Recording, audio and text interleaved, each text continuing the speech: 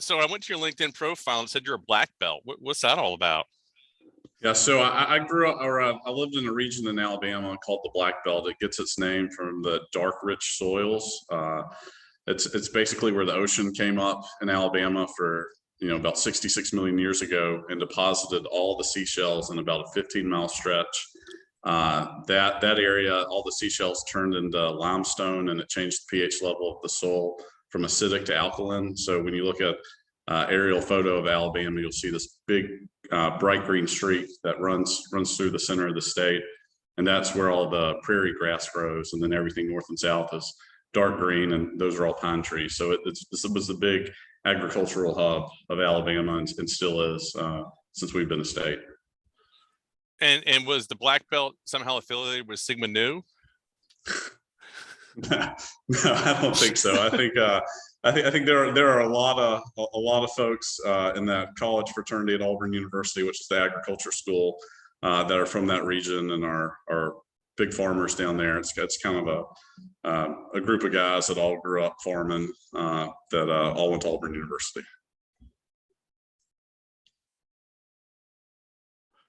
Gotcha. And well, I guess the big question that everyone wants to know is, how did you get to be where you are right now, sitting in front of me, running a giant organization, and kind of to walk us through how you got to be sitting in that chair today? Yeah, well, to clarify things, we are a startup company that's bootstrapping for everything that we've done for the last 4 years. It all started with I was very fortunate to build a small team of really bright, idealistic folks who really wanted to change the way we do agriculture. And I was able to start out with a really bright young woman named Lori Moshman, who went to Cornell and studied plant science and entomology, and was a huge part of getting this company started. We partnered with Cal-Maine Foods. They're the world's largest egg producer, and worked with them on their layer plant in Alabama. We built a pilot facility adjacent to their plant and figured out how to upcycle their manure into a microbial concentrate that helps farmers restore their soil health, which it allows them to apply this biological product that's teeming with living organisms that all have key characteristics to help improve soil health, and helps the farmers start getting its soil to start regenerating itself when used with regenerative agricultural practices, and it helps them do it twice as fast. So that's what we've been working on.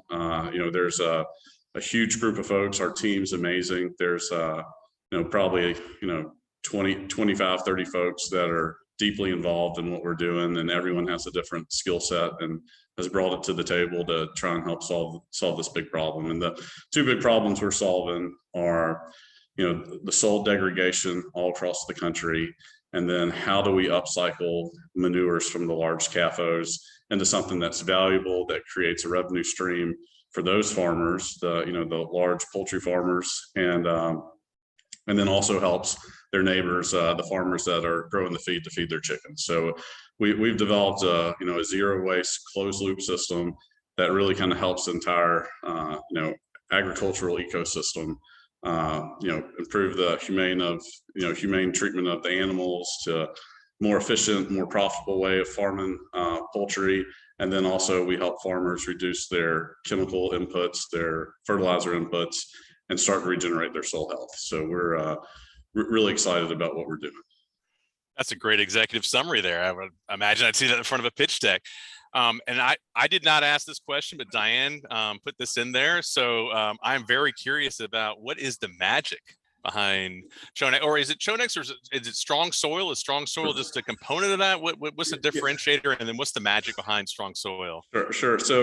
So when we started the company, we had an idea of how we were going to upcycle poultry manure into protein. And so the four elements that make up protein are carbon, hydrogen, oxygen, and nitrogen. So Chonex is kind of protein extraction. Carbon, hydrogen, oxygen, nitrogen extraction is where the name comes from. And it was, the first few years were all focused on science and research and figuring out this process that we developed. Once we developed a product, we branded it and named it StrongSoil. So StrongSoil is the product that we are taking to market right now that helps farmers reduce their fertilizer and chemical inputs and helps them start to regenerate their topsoil.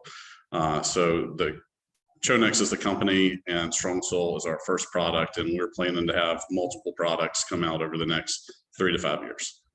And the magic behind what we do is we worked really hard with a lot of really bright scientists and engineers and farmers to develop a process where we collect fresh manure every day.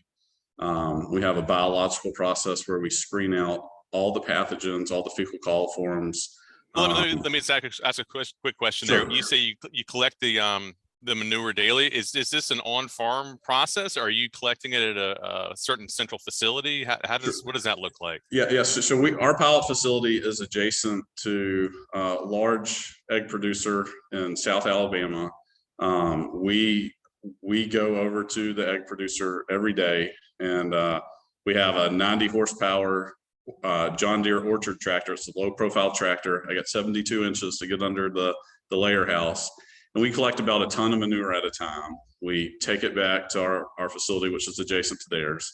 And we have this really cool biological process where we filter out all the bacteria that produce toxins like E. coli, salmonella, all the fecal coliforms. And then we control the pH level and the temperatures that we dry out to select for microorganisms that are very beneficial to farmers. So we have microbes that are consistent in every product that we test for in each batch that will sequester carbon, fix nitrogen, suppress nematodes, help plants uptake and cycle nutrients in the soil.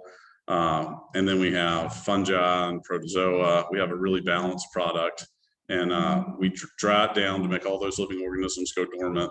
And then we have a 3-year shelf life with our product, and we send out to the farm, and where we multiply those on site, just using air and oxygen, and allow the farmers to put our product out, at $20 an acre cost.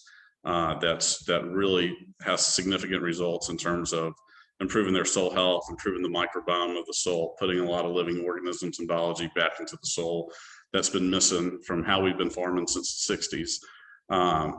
Really, that we've really degraded a lot of our soils through just tillage and the overuse of chemicals and fertilizers. And what we're doing is we're putting a ton of biology back into the soil. Our product averages around 500 million microbes per milliliter of all these beneficial organisms, and we're putting it out at a rate, around 15 gallons an acre. So if you can imagine the amount of microbes we're putting into the soil, we work with a lot of companies to manage what's going on in the soil microbiome, like trace genomics and biomakers, where we can show what the soil looked like before we applied our product, what it looks like after, how we changed the microbiome. And then, we work really closely with groups like AgriCenter International and Understanding Ag to do a bunch of field trials. And so we're measuring the health of the soil, how much we're improving it, but we're also looking at, crop yields, the ability to reduce fertilizers by 25%, by 50%. We have a lot of field trials, and then we're looking at root growth, health of the plant, ability for the soil to hold more water, for plants to suppress disease. We are gathering as much information as we can right now, and sharing that with all the farmers that we're working with as we start to take this product to market. When I read the press release, or at least one of the later press releases I found, it said that you'd raised some investment dollars led by some yet to be identified Alabama financiers, I think was how they stated that.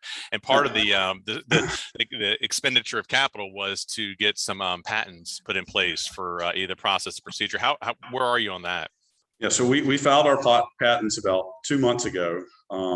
We work with really closely with one of our advisors, Pam Marone. She was the CEO of AgriQuest and Marone Bio. She's a trustee at Cornell. Oh, she's famous. She's like a superhero in the ag tech world. Yeah. So Pam has been extremely generous and helpful. She shared her IP attorney with me, a woman named Cheryl Agris, who's one of the top bio-ag IP attorneys. That this is what she specializes in, and worked really closely with us. The space that we were in was wide open. We wrote some very broad patents and kind of trying to top as much of that space as we can. They've been filed, they're patent pending, and that's where we are on the patents. And you mentioned my investors in Alabama. Very, very fortunate to really have some leaders from all over the country that just happen to live in Alabama to help me build this company and help me grow it. To name a few, one of our investors is a guy named Kevin Sloan. You may have heard of Sloan Implement. It's the second largest John Deere dealership in the U.S. They're all throughout the Midwest. They're headquartered in Illinois. He also started GSI grain bins. I think sold that 15 years ago for $950 million. And he has a plant called eCovery right down the road from me, about 10 miles. And so not only did he make an investment, he came on my board, and he's working as the general contractor right now to help build our new facility. So we just started construction on a 90,000 square foot facility. Kevin's leading that. Kevin's working with all our engineers. He's building custom equipment for all of our processes, which he's a genius at, and helping us automate this process. And so he's been an amazing guy. There's a guy named Daniel Coleman. He's a big finance guy. He was the number 2 guy at UBS for a really long time. They never made him the CEO of UBS because he was an American. And so he ended up starting this really cool company that basically made all the stocks trade for the New York Stock Exchange, London Stock Exchange, sold that. And he's back in Alabama where he grew up. He's the president of our local liberal arts college called Birmingham Southern, and just trying to help companies that have ideas that can really help make the world a better place. He's invested in those and helping them grow and scale. So we're lucky to have Daniel. I have another engineer that had a company in Alabama called the Moet Company. He's a materials handling engineer. He built a lot of the foundries for Ford, GM, Chrysler, Honda, Caterpillar, John Deere, and built a lot of the fracking systems for Halliburton. And so he came on the board, put up a lot of the money to help get me started. And then he's probably given me 3,000 hours of his time to design this facility that we're building. So that's just a small sample. There's a dozen other guys out there that deserve credit for where we are and what we're doing. And it's, I've always been told that, the greater the accomplishment, the less one person deserves credit for. And we really have a team of folks here that are really using their gifts to try and solve this huge problem, and really, really grateful for everyone on our team.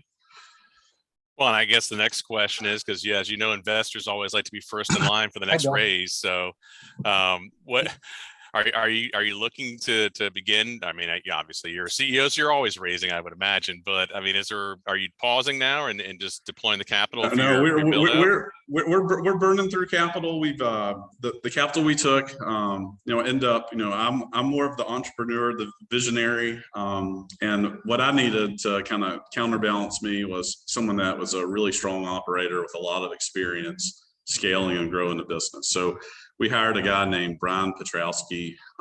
He's an ex-McKinsey guy. He's more of an implementation guy than a strategy guy.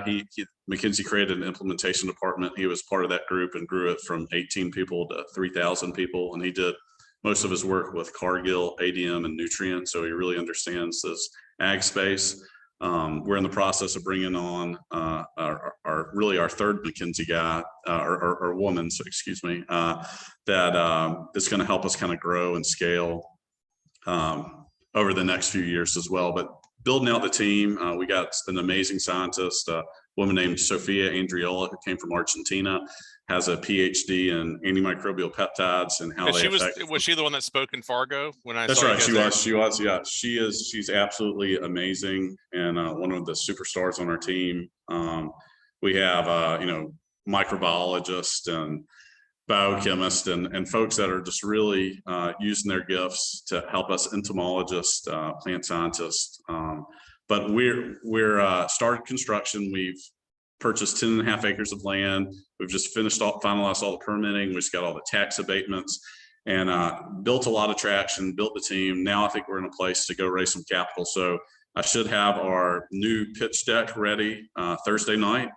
And I plan to start sharing that Friday morning. And our goal is to raise enough capital to finalize the construction of this facility and cover our costs through 2025, which should get us to cash flow positive and really be kicking off some serious profits and be in a position to really grow and scale. This facility that we're building, it's 1/5 the scale of what our final facility will be. So it recycles about 12 tons a day. We're calling it our commercial facility. It should generate about 1.5 million acres of product. But we have a design that would process 60 tons a day, and that would allow us to partner with most of the large scale egg producers, which typically produce around 80 tons a day, and be able to recycle most of their manure. They're always molting their hens, so they're causing them to lose feathers to kind of regenerate their egg production. So we'll never be able to take 100% of their manure, but I think we're trying to design a modular facility that's really easy to scale. We do the same thing over and over and over. So there's not a lot of risk in scaling this up. There's been a lot of thought and design, but to build this facility, to automate the facility, to get the cash flow positive, really build out the team and take this product to market.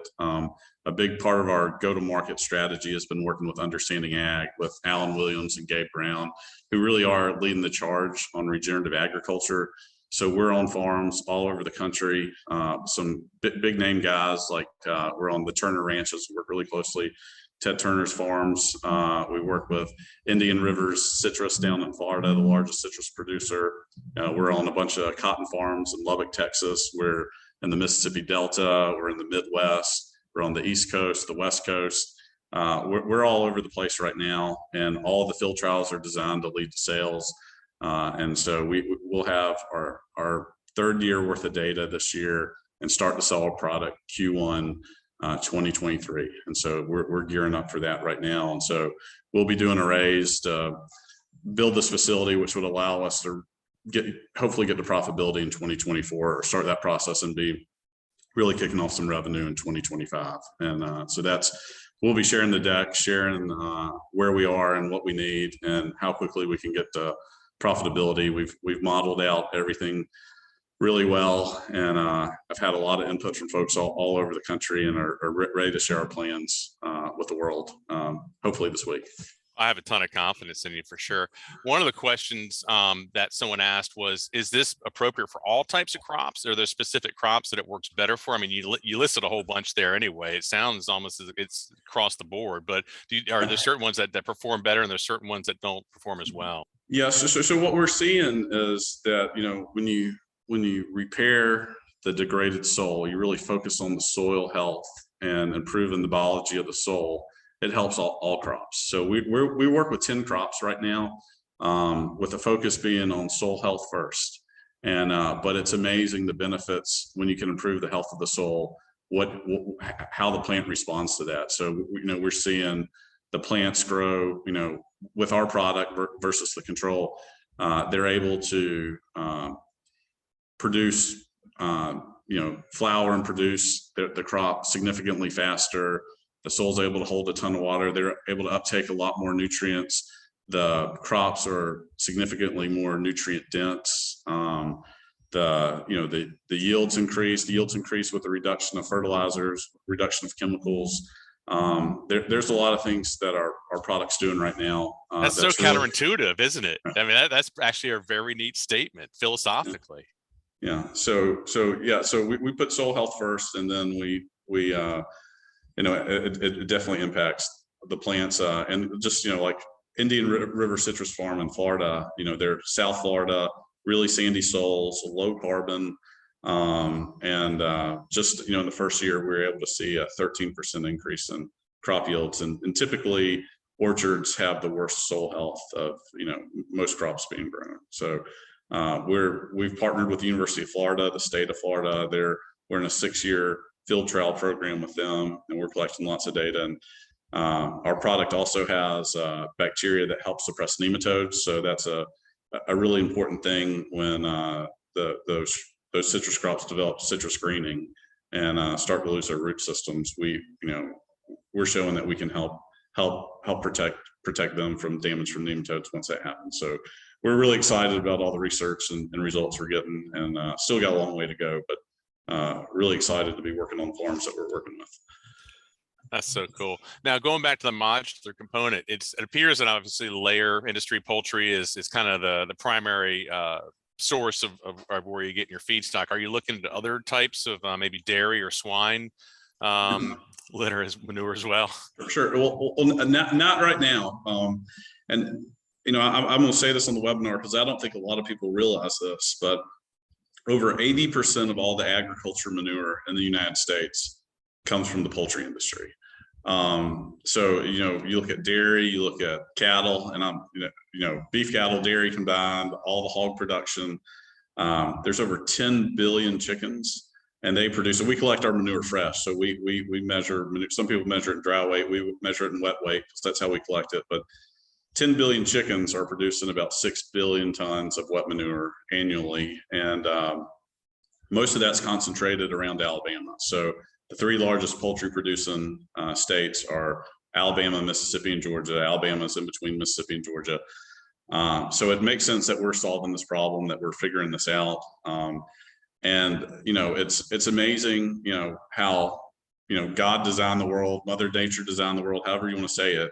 It's basically what we're doing is we're collecting these microbes from the hen's gut that are extremely beneficial to the soil, and eliminating all the bad ones, and then concentrating those, and then allowing farmers to multiply them on their farm at a very low cost and put it out in their soils at a very low cost. And so I think we've developed a very farmer-friendly method of helping them restore their soils. We think this will have a really big impact on carbon credits down the road as those begin to get worked out. We're in discussions with several folks right now. Another thing people may not realize is the #1 source of carbon in the soil is dead microbes. So the more microbes you have in your soil, eventually the more carbon you'll have. And so we feel like we're in a really strong position to help farmers rebuild their soils, rebuild their carbon, rebuild the biologies of their soil, and do it in a really cost-effective way, in a really farmer-friendly way. And so we have really great relationships with everyone that we work with. We share very transparent, share all our data with them, and any problems that they have, we try and work with them. But we've been very fortunate to get a lot of great data and have a lot of farmers excited about us taking this product to market. I'm getting excited. I guess the harder question is, how does this impact soils that have a higher salinity in them for a variety of reasons? Yes, so we have some microbes. This would be a great question for Sophie, that help that can help soils with high salinity produce crops. But that's a little above my pay grade, so I'll just hold off on that, and we can have Sophie answer that later. That sounds good. And my internet is getting spotty here. Are there any environmental concerns about applying your product to soil? Yeah, no, that's the great thing. We're no pathogens, all beneficial microbes. We're OMRI listed. If you can put it out, you can dump it in the creek. I mean, there's really nothing. We have a little bit of NPK in our product, but once it's put out, it's diluted so much. It's really a feedstock for the microbes, not that's really what's going into the soil or the plant. So it's extremely safe product. And what's amazing is that you can take our product and you can tank mix it. So you can mix it with a herbicide, when you're doing your burn down, or you're going back and spraying your corn, or whatever you need to do with farming, and you can reduce the amount of herbicides that you're putting at, and the microbes will attach to the chemical or the fungicide or the insecticide. And what our microbes do is they attach to that chemical, and then they go, when it's sprayed out with the chemical, they take it right to the plant. They open up all those plant pathways and help the plant uptake the chemical much more efficiently. So it's getting the same amount, it's just doing a lot more efficiently. And that's what allows us to reduce the amount of chemicals and fertilizers that we're putting out, which is, it's really safe, and you can mix it with chemicals, and you can reduce the amount of chemicals that are being applied. And basically, what StrongSoil does is that we really, that's a big part of regenerative agriculture. So we say that we help farmers supercharge regenerative agriculture by optimizing the chemistry with biology. And so we're basically saying you don't get rid of your chemicals and your fertilizers, but we can get just as good results by doing less, by adding biology to it. So that's really our main focus in helping support farmers. Excellent. And I know we were discussing pH levels in soil just based on the shells decomposing and the black belt there. How does strong soil impact the pH of a soil? That's right. So I think our pH, and again, this is a Sophie scientist question, but our pH is a little high. We can, for different crops or different soils, we could lower it with a citric acid if we needed to. But right now, we're getting great results across the board with the strong soil, and that most farmers don't want to lower the pH in the soil. That's Sophie's, when we get to pH levels and the amount of pH and the types of soils, that's more of a question for her. Sounds good. Well, and this might be as well. Paul McGreevy's asked, how does your product interact with biochar? Yeah, so that's a great question.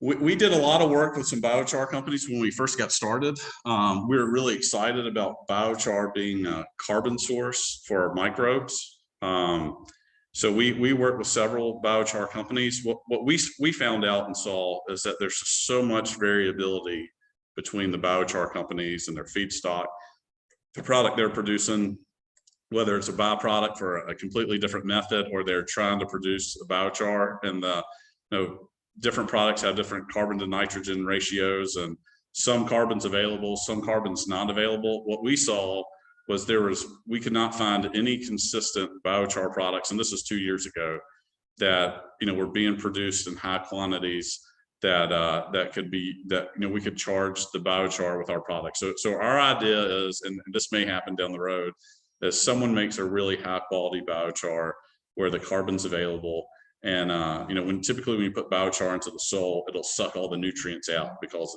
there's none in the biochar. And so it can damage the soil at first. I mean, you're adding carbon, but you're sucking all the nutrients into that biochar. What we'd like to do would be to kind of supercharge the biochar by putting our product, in a liquid form into the biochar, letting it absorb, being a carbon source for our microbes. But we have not found a carbon source or a biochar product with a strong, consistent carbon source that's available for the microbes that's being produced in large quantities. So if anybody knows of a product, we have a great solution that could really help the biochar industry load their product up with a bunch of beneficial microbes at a very low cost before it's applied to the soil. So if someone knows of a company that has a high quality product, we have another high quality product that could go with it. Now, another question that was posed is, and you may have mentioned this in a sentence, but is strong soil a substitute for fertilizer? Can it be a substitute for fertilizer? Well, I mean, I guess it would depend on the farm. For row cropping, I'd say absolutely not. For an organic farmer or someone who's trying not to use chemicals, there's a farm in Alabama called BDA Farms. It's run by the Understanding Ag guy, Understanding Ag partner Alan Williams. He's used our product on sorghum in fields that were used for cattle feed, where they use no fertilizer, no chemicals on that farm, and got really great results. But I think for most farmers, they would want to use our product as a way to reduce the amount of inputs that they're using, really to help those farmers. I think you're seeing a big shift in farming right now from trying to get the highest yield per acre. And now you're seeing farmers shifting to try and get the most profit per acre. So I think what our product allows farmers to do are the farmers that really want to cut back on their inputs and fertilizers, especially with what's happened over the last year, and get the similar yields by using less inputs. And so our product is a lot less expensive than fertilizers and chemicals. And when you mix the two, you get significant improvements or similar or better improvements by using less inputs. So I would say we don't replace it, we optimize it. So that's, like I said, we optimize the chemistry with our biology and just make it more efficient, and are able to help farmers farm more profitably per acre.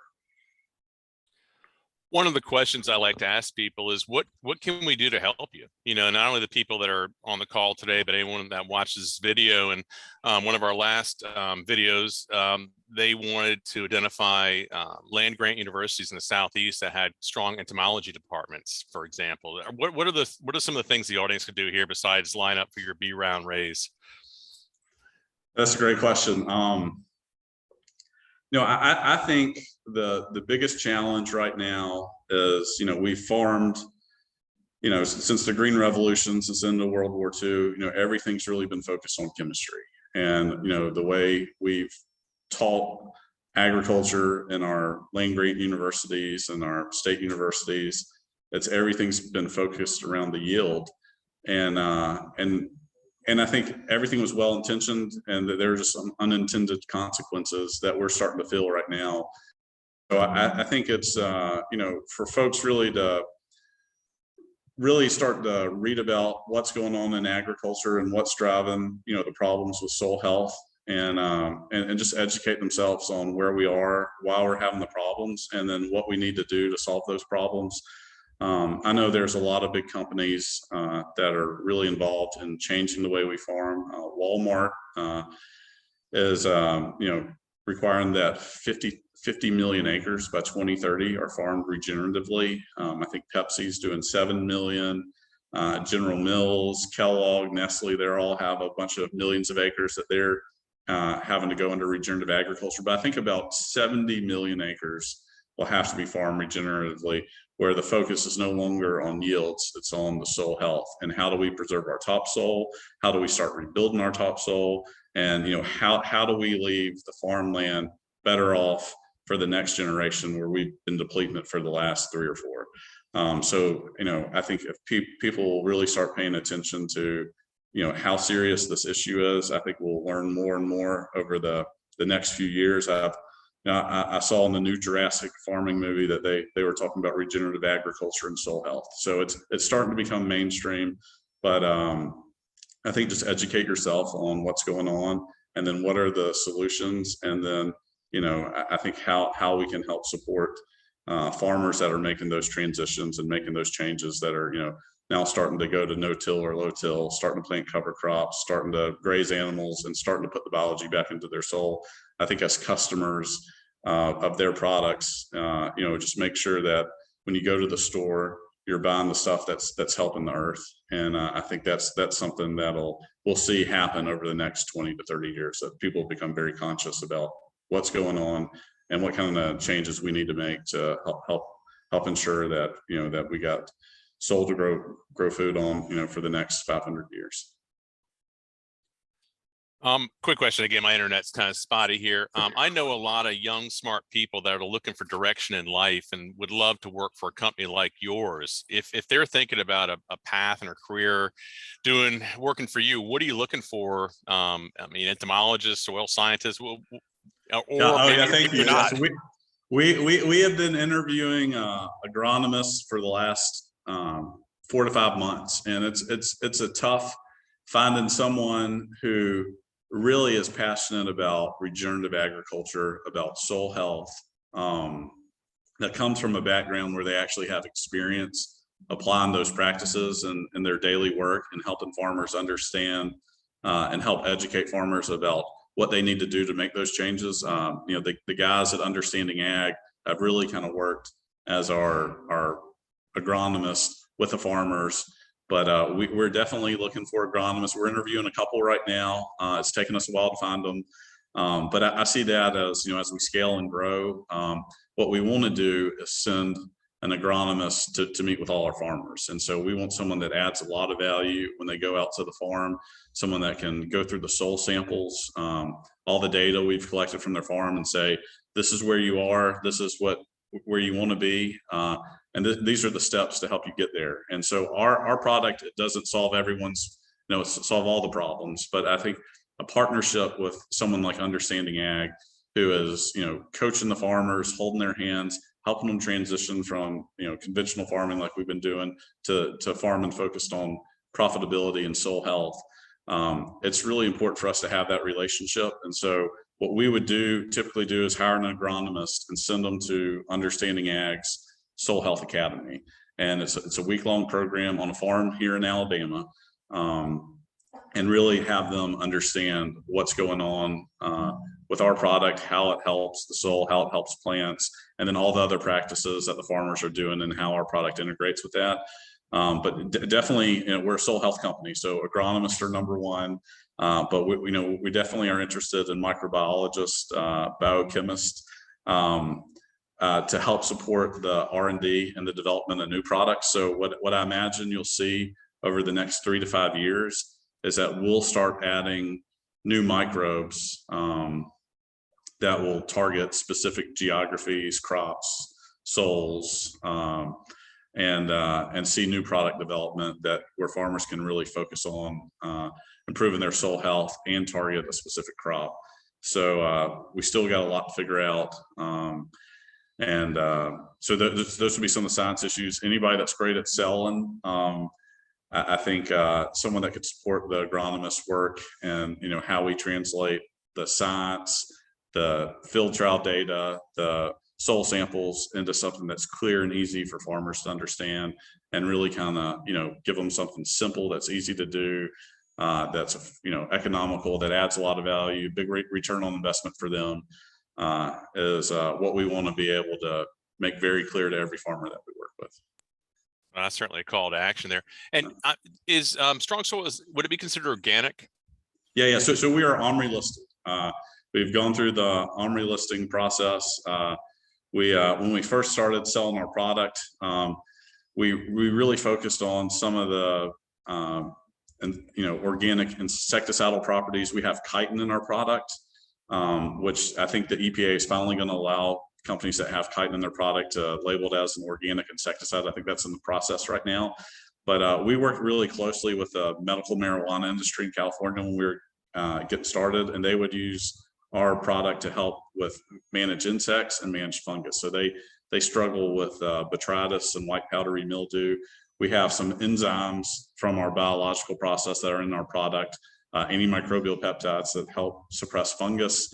And so they would brew our product in a tea and spray their crops to help suppress disease. And they couldn't use any chemicals for the medical marijuana stuff.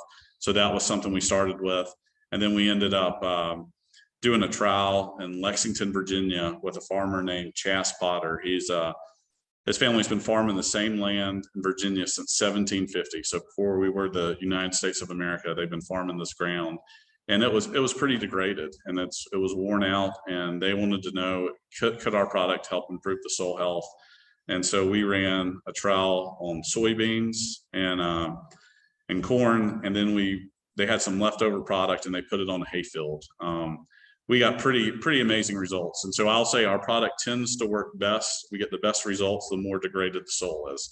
So we did one application, and in this very degraded soil, we were able to help this farmer increase his crop yields in soybean and hay by 30%, which is off the charts. That's something we don't make a claim our product does, but in this case, we had really great results. And then he had some left over in his tank. Farmers don't waste anything, so he put it in his hayfield. And he has 20-year records of 40 bales in that field. He got 72 that year.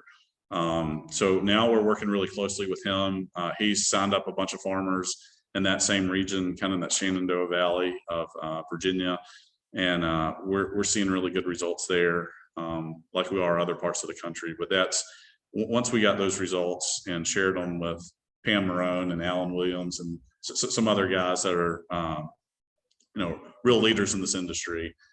They saw we had something and came on board as our advisors, and really kind of helped us build this company. So grateful for that, and grateful for Chas Potter who we still work very closely with. Chas actually went from 20 acres that first year to 800 acres the next year.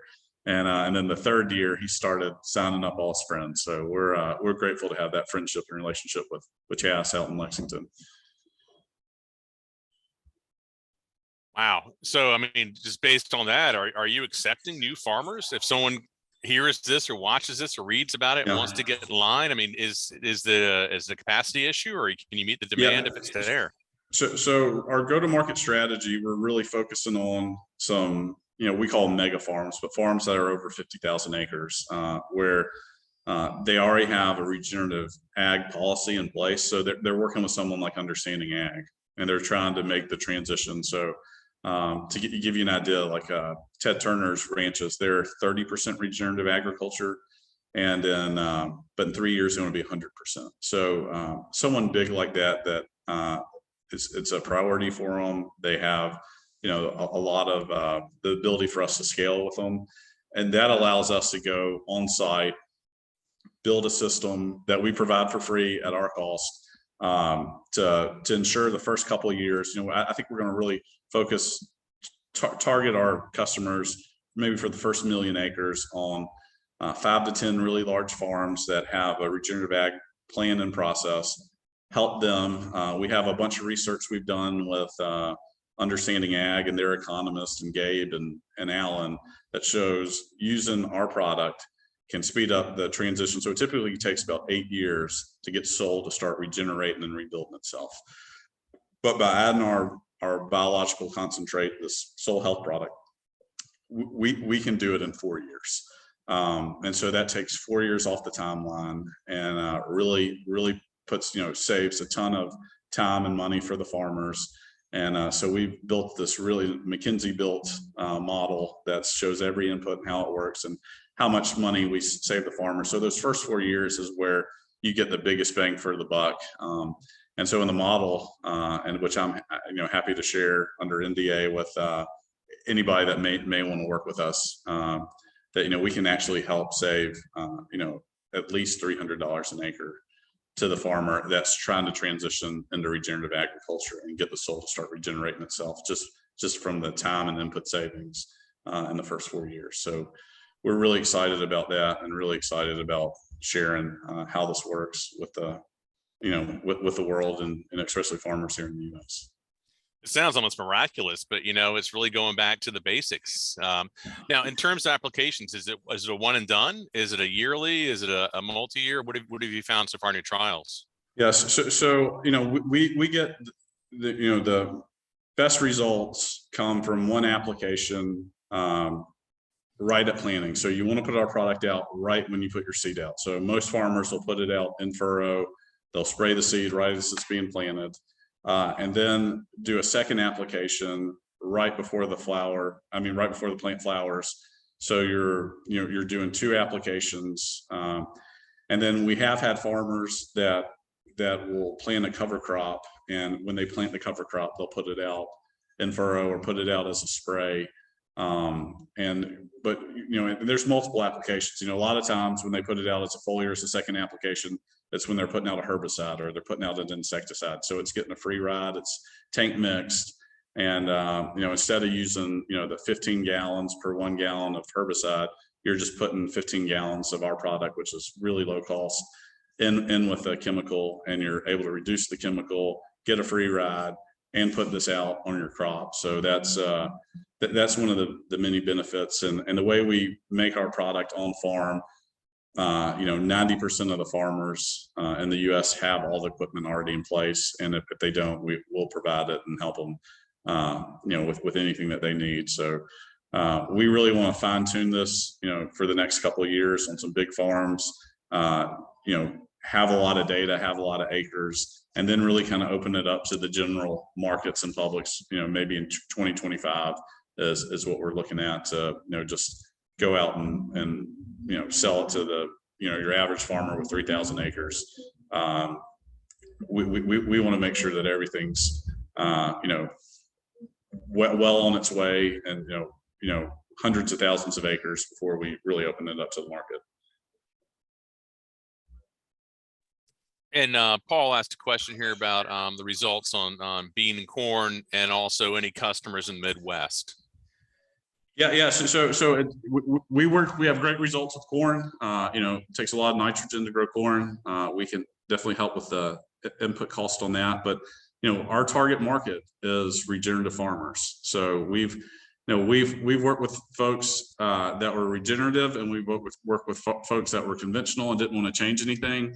I can remember, I think we were in Missouri or Illinois on a farm where they had put out 200 pounds of nitrogen per acre, and the the soil underneath the corn was like a slimy green, something you'd see like in a pond from all the nitrogen. And what we've learned from, you know, the folks at Trace Genomics and Biomakers is when a farmer's putting out a lot of chemicals and a lot of fertilizer, it counteracts the biology and what we do.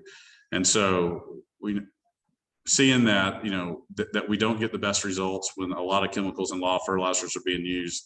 All of our trials this year were all the farmers either did or sometimes did both, but we do either a 25% reduction in fertilizer or nitrogen and a 50%, and then combine it with our product. So most of the field trial results this year will all be, you know, significant reductions in inputs and fertilizers.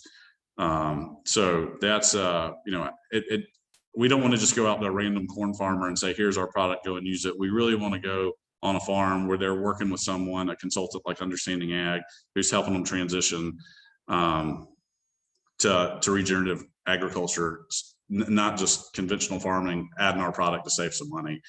You really want the full system in place to start using our product. And just to give you an idea, Understanding Ag has over 30 million acres under management right now. And so, you know, we feel like our product could help benefit at least 15 million of those acres.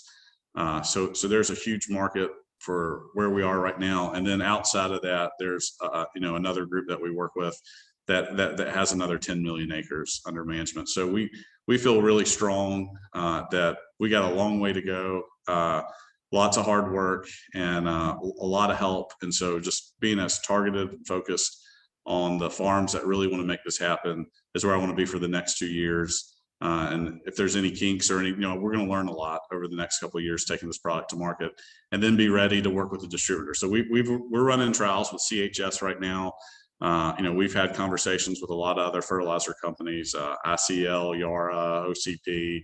I think there's a lot of opportunity to take this product to market through some of the big distributors like Nutrien or Simplot, but we want to have the data, the acres, and a lot of happy farmers before we have those conversations. I think we're too small right now to try and do that, but you know, I could be wrong, but that's what our focus on is, getting to the right farmers that are making the transition and want to improve their soil health. And let's get as many acres done over the next 2 years. And then we'll bring the rest of the world to visit all our farms and show them how it's working. Oh, it sounds incredibly well thought out. You know, I mean, I certainly tested you with a few of these questions here. You really have. This is brilliant. And of the questions I asked, I'm sure I forgot an important one here as well. And there's probably something you want to share with everyone, whether it's something new or something that we haven't covered. But I'll give you the microphone here and let you talk through a few things. Well, yeah, Andrew, I don't know if I have a whole lot more to say. I will say that you know, if just you know, I'm the one person on this call, but you know, there's a ton of people behind me, and I'm standing on all their shoulders right now, like Pam Marone, Alan Williams, you know, all the engineers on our team, all the scientists. There's been some amazing stuff that we've developed and learned that's never been developed or learned before, and just how passionate our team is about solving these problems. People all over the country who are trying to help us raise money, who are trying to help us take this product to market, who are helping us, you know, run field trials on their farm, opening up their farms to us, providing all their advice and expertise. If I have anything to say, I'm just grateful for everyone on our team, which is probably hundreds of people now, that are working all over the country to, you know, help us figure this out and help us take this to market and help you know, help us make this all be successful for farmers. And so that's I think our number one goal right now as a company. And Pam Marone is who really drilled this to me, is that, you know, we're a biological company. In the last 20 years, there's been a bunch of crap in the market, a lot of biological products, kind of a bug in a jug kind of a deal. And so Pam really helped us science up everything. So all this talk about field trials and greenhouse tests and small plot tests and all the science that are on our team is really so we can make the farmer feel really comfortable that every time they use our product, it works. And so one of the things I didn't mention, and I'll mention how our product works, is once we ship it to the farm, we have this really cool tea brewing system. So, our products multiplied 1 pound by 25 gallons of water. And basically those microbes that we've made go dormant come to life as soon as we put them in water. And all the NPK that's in our product that, I say cavemen, developed fertilizer technology with manure 8,000 years ago using the NPK and fertilizer. But what we use the NPK for is the feedstock for all of our microbes. And so our microbes will start eating that NPK. And there are different microbes grow at different rates, but what we're seeing is they multiply roughly every 20 minutes until they get to about 500 million microbes per milliliter. So imagine 2,500 gallons at 500 million microbes per milliliter. It's just this gigantic tank of life.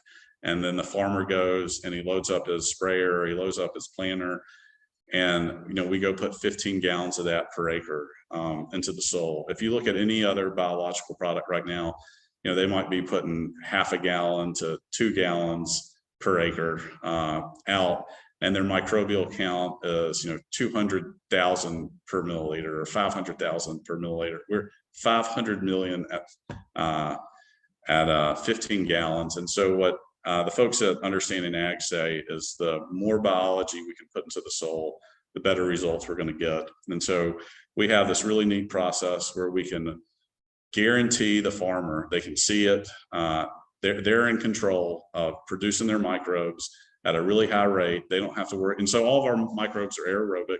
They require oxygen to live, just like our competitors do. And then they put their products in some kind of jug with maybe some oxygenated water and say it's all going to live and survive. We can guarantee the microbes at the point of application, at the point of manufacturing, and we can do it at such a higher level than anything that's on the market. And we can do it at a price that's a fraction of anything else that's being offered on the market as well. We have chitin in our product. Our product's also 13% calcium, since we're taking layer manure from the layer eggs, which is probably the fourth most important nutrient, all the plant structure. So we got a lot of really great stuff. We got 7 functional groups that do all kinds of amazing stuff with the protozoa and the fungi mixed in with it. And so we're really excited about taking this product to market and helping farmers start regenerating and rebuilding their topsoil and using less chemicals, and hopefully making our food and people a lot healthier here on this planet. So that's who we are, and that's what we're trying to do. This is incredibly remarkable. I do want to echo Pam's statement there in the chat box. Michael, you're way too humble. I mean, you're spoken like a true leader, buddy. I appreciate that. Well, I'm grateful to have Pam on my team. Pam is a big reason that I'm not a medical marijuana company and that I'm a soil health company. And it was really her kind of expertise that helped me make that transition. So thank you very much, Pam. Well, this has been good. I'm happy that my internet held out, at least on this end it did. I don't know what the recording is going to look like, but Michael, I do appreciate you taking a little time and chatting with us. It's good to see you again. I saw you down in Atlanta back in January, and now I'm seeing you virtually in August. But this is good. Yeah.